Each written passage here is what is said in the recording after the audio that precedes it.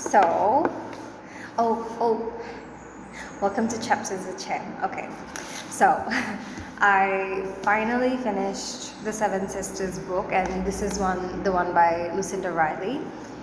I had a really good time reading this one.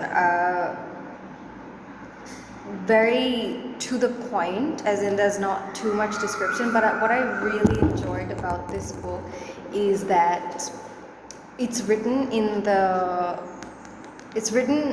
in two perspectives. So it's written by like the main character, and she's now discovering like her roots and her ancestry, and she's and through like letters or whatever, she's reading the letters, but obviously she's putting it in first person perspective, and it makes such a difference into the story because now you're like kind of going in between like two characters and really building up the story, but also like the history that the writers use, because she's gone obviously to Brazil to get more onto the story. She's gone to Paris to research, so she's done a lot to put this book together.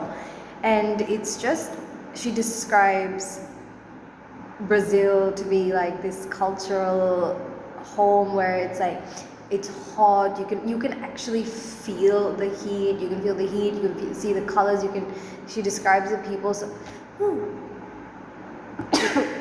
she describes the people so well, to the point where you are invested in the story. There was one scene where I physically could just imagine it myself. I don't think I'm allowed to say it on, but like one scene where she's building up this hype of the situation, and now I'm looking at picturing the maid, I'm picturing the husband, I'm picturing the situation, and it's gotten me involved. And I think it's very difficult to really put a person into the story, but obviously like when I picture these images of what the characters look like, how they feel, those kinds of things, that was something I haven't had in a really long time from a book. So I really enjoyed, like, you can relate to the characters.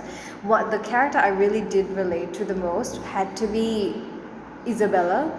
That's the part of her ancestry that the main character is talking about. And the reason I think a lot of women can relate to is because she's moving out of her puberty, teenage life, and she's gone straight into adulthood. For a lot of us, we had the time to in the modern time, obviously, we were able to go to school, finish university, and then figure out where our life is headed. But she didn't have that. So as soon as she hit the age of 18, like, it's time to go, time to get married, and she was like torn between two people. Not torn, it was like, one, I had to do my duty, one, I really like this other dude. But at the same time, in a perspective of a person who's been in those kinds of shoes, where, not the marriage part, but someone who's been in the perspective of just being in unhealthy relationships, I thought she's captured it really well, but it's been romanticized. And I thought, I would not, like, reading back on it as a 30-year-old, I can see like there's complex things that it's not romantic. It wasn't romantic. Like, when the husband, I definitely didn't like, because of his alcoholism and whatever nonsense, and the way he would just treat her like a rag doll. And then her lover that she's taken, am I allowed to say all these kinds of things? But her lover that she's also taken, and I normally, like, you in whatever, there's like a male lead and then there's a second lead, and usually you like the second lead. I didn't like him either. I know the character's portrayed to be like, oh my god, he's very romantic, he's very nurturing, he's very caring, but I thought there was a lot of gaslighting in this situation.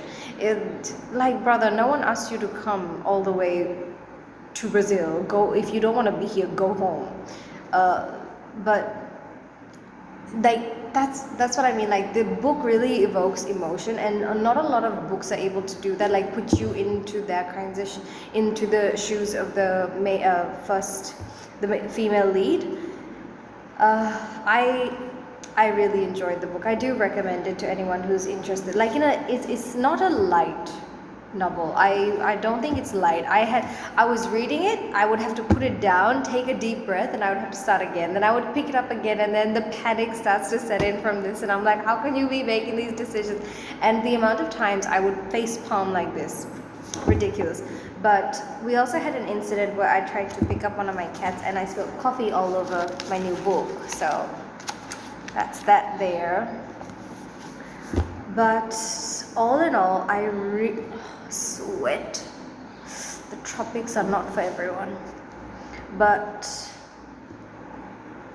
I really liked this book, and I really recommend it to anyone who's trying to get into a book or trying to find something that's easy to flip through. Yeah. Lucinda Riley, and it's called Seven Sisters. It's part of a 6-book series. It's supposed to be 7, but I don't think she's got 7 out. So you've got 7 sisters, which is this one. You've got Storm Sister, Shadow Sister, Pearl Sister, Moon Sister, and she's got because this was written in 2013, so she hadn't been able to put the new one out. That one's called the Sun Sister, and it's all based on something on the Orion's belt, which is something I'm actually going to read up on.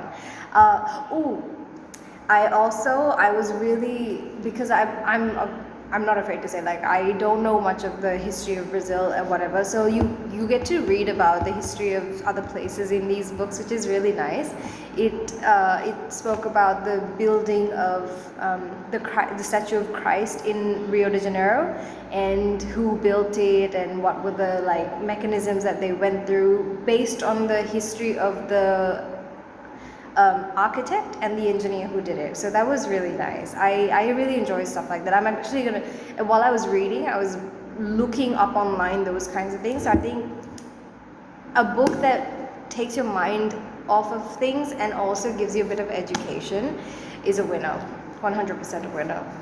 Recommend. So that's Seven Sisters by Lucinda Riley. Bye.